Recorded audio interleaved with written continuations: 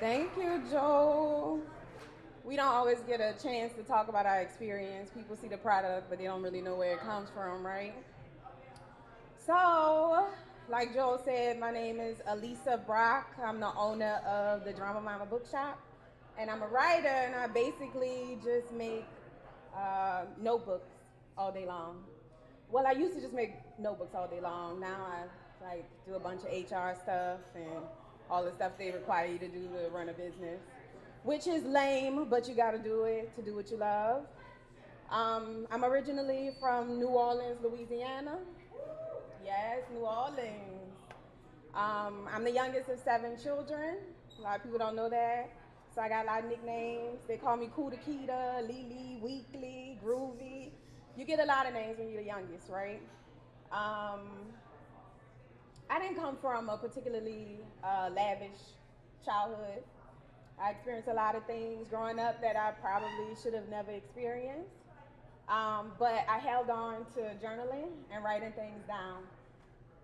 Um, Today was a little rough, right? Because I was really grappling about like what I would share with y'all. I wanted to share some stuff that could inspire you because that's kind of my jam, making people feel better about themselves. I pulled out the notebook. This is not mine, by the way, because I would never. All right, but this is the first notebook that came with me from New Orleans back in 2005, and I started reading through it, and literally, like, she was 17. She didn't know no better. It's like garbage in here, but my feelings nonetheless. Um, Journaling has been a huge part of my life. My mom journaled most of her life onto paper, and she taught me to do the same.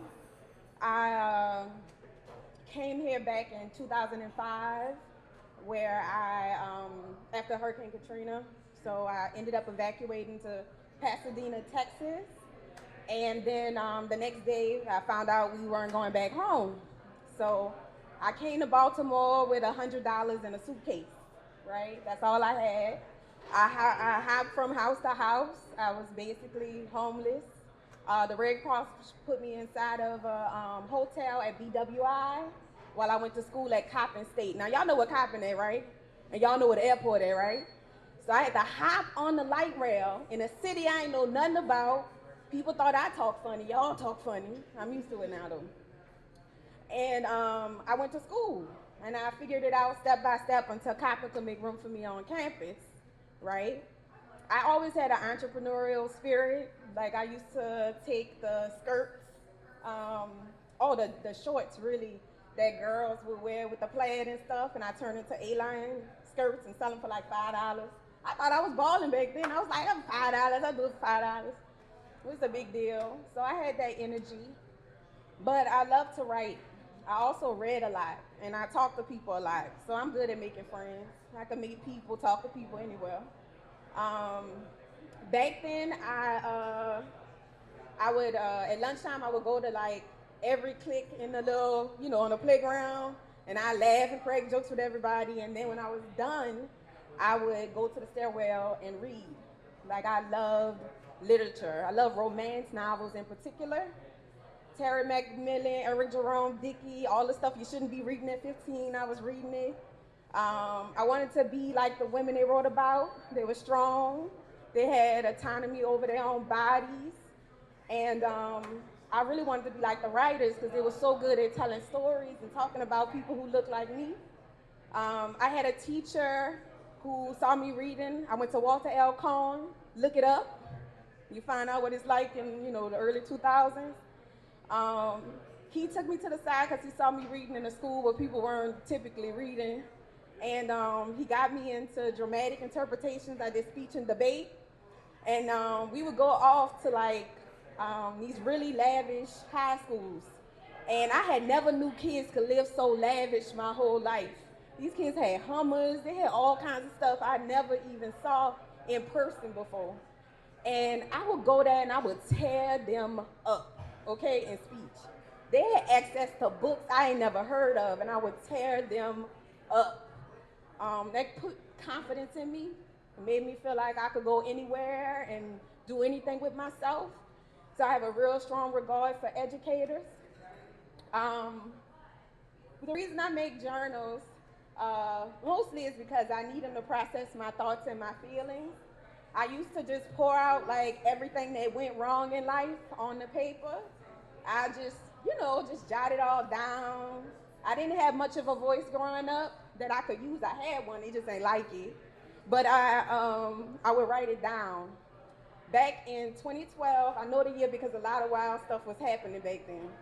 So in 2012, I decided to read all my journals, and you would have thought I never smiled, never cracked a joke, never played around, never fell in love. And so I made a point to myself to not just write the bad, but to write the good, and that I needed balance in what I jotted down. Because if I was gone today or tomorrow, y'all wouldn't know. So I wrote down what I wanted life to look like, and I started manifesting wild shit for myself. I started manifesting good, because I won't say a lot, okay? So I started manifesting a lot of dope stuff for myself. I started affirming myself differently. I started binding books, which is also a little bit of a long story, but I ended up losing a friend. The Tiny Tailor Shop. I don't know if y'all ever heard of it, how long y'all been in Baltimore, but it was ran by this real big woman that wasn't tiny at all. She was tall and wide and mean, but her heart was sweet as gold, like she was a sweet, sweet woman. Anywho, after I used to sit on her sofa and listen to her talk to me, she had a big, big, big, big opinion, and I felt real strong next to her. I felt strong next to her because if you could stand next to somebody whose opinion was that big and hold your own, you the shit. And I felt like the shit. And she had wisdom to share, but you had to kind of like weed through it. You know how people be like that. So anyway, I went to go check on her, and I found out she had passed.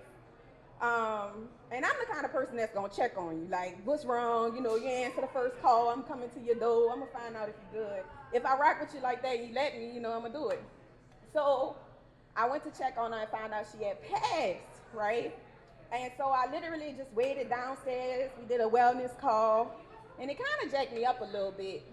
But when she came, I watched her body leave. I watched her body leave the building, and I walked home, and I was really like, you ever walk and it looked like your destination is further and further, even though you're getting closer and closer? That's probably anxiety, because that's how I felt. So I got home, and I didn't feel like, oh dang, could y'all hear me this whole time? All right, my bad. Okay, I felt like I got home and I had decided that I was gonna bind a book. I bound one, and then one turned into 1 million. I didn't feel like writing. I didn't go straight to the page, so I just made stuff. And I stamped affirmations on the journals about how I wanted to feel. And I started selling them, and people started buying them. My passion for writing has kind of fueled so much of what I do. I write for other people. I write books and biographies for folks who need help developing their stories. When I finally did get the opportunity to write and start writing things down again, I had a stronger perspective. It built me up, got me stronger. And I saw that I could make a difference and like make people feel good too if I just made a couple books. So I've been binding and grinding ever since. I think it looked more lavish online than it really is in person. The internet make everything look like it's just a stairway to heaven or whatever.